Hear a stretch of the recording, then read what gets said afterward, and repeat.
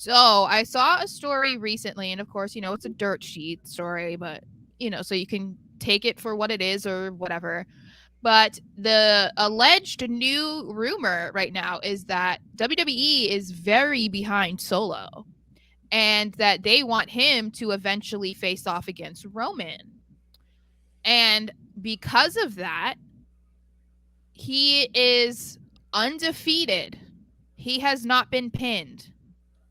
So this played very much into that because he didn't lose. He did not take a pin. It was a disqualification. Yep. So I thought that was very exciting and interesting because from everything that we've been seeing, it's been very much Jay versus Roman. Like if we're going to talk about anyone in the bloodline against Roman, it's always been J.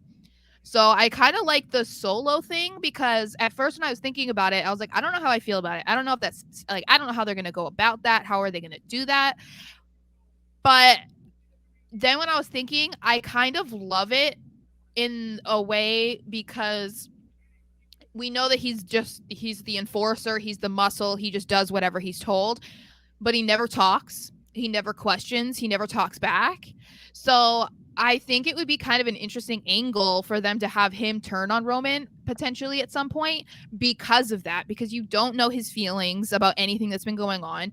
He's gonna side with his brother, like his brothers, you would assume, over his cousin. And it would be kind of cool because um Roman's probably going to think that he's automatically in his Oh corner yeah. because he Oh, hasn't said anything. So I'm like, that would make it more interesting than, the obvious potential rivalry between Jay and Roman. there's a saying that the most dangerous man in the room is the one who says nothing. Mm-hmm. And that is exactly what Solo Sikoa is. The Yeah. way they are building him up, the way they are portraying him and his role in the bloodline is, I would say, by far the most interesting. And I'm including, Jay, Jimmy, whatever, because he doesn't speak. When he cracks, it was because of Sammy shit. And I mean, if you didn't laugh at that, Yeah. let's go. Yeah. Let's cheer it up a little bit. But you now have him in a role where there are cracks, and obviously the fall of the bloodline is going to be April 1st and April 2nd weekend.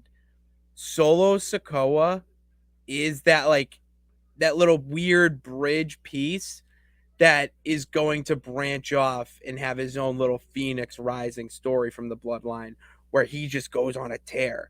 I mean, there's so many shades of Umaga Yeah. with his character, and that's the one thing I would say, circumstance being a very over heel in a way in the John Cena era. Yeah. You're not going to get it, the championship that you probably do deserve. Mm-hmm. Solo is that guy. Solo is someone who, once the title's split or they figure whatever the fuck out they're going to do with it, Mm-hmm. Solo is the guy that can carry a show. And maybe we see the wise man. Yeah. Yeah, because maybe it's like they view him almost as like a protege. Like, and Absolutely. I feel like, if at first thought, like I said, I wasn't sure about it, but I feel like I almost prefer that direction because as much as it was fun to see Jay versus Roman, and it would be great at least right now, people, that Boston crowd, when he decided, we'll get into there, we'll get there, but it looks like people would still be very much behind Jay versus Roman. But I would say because we've already seen it, even though it was during the Thunderdome era, like, but also I would hate to see a breakup of the Usos. I feel like that is the part that would be the most difficult to deal with for fans because they're just so good. You And you can't break kind up of, the Usos. yeah, You you just need can't. that anchor of a like legitimate tag team. So I feel like going with Solo makes more sense in that regard because he's been solo the whole time, He's and his own. Yeah, he's the third he's child. Like, yeah, he's created his own identity outside of the Usos, and you so it have to. makes sense for him to be that. But anyway, I had to ask you about it because I've said that he's my favorite of the bloodline storyline, like as far as just like I don't know, I'm drawn to him for some reason.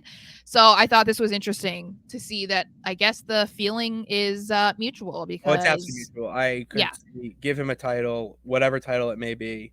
yeah. I'm in.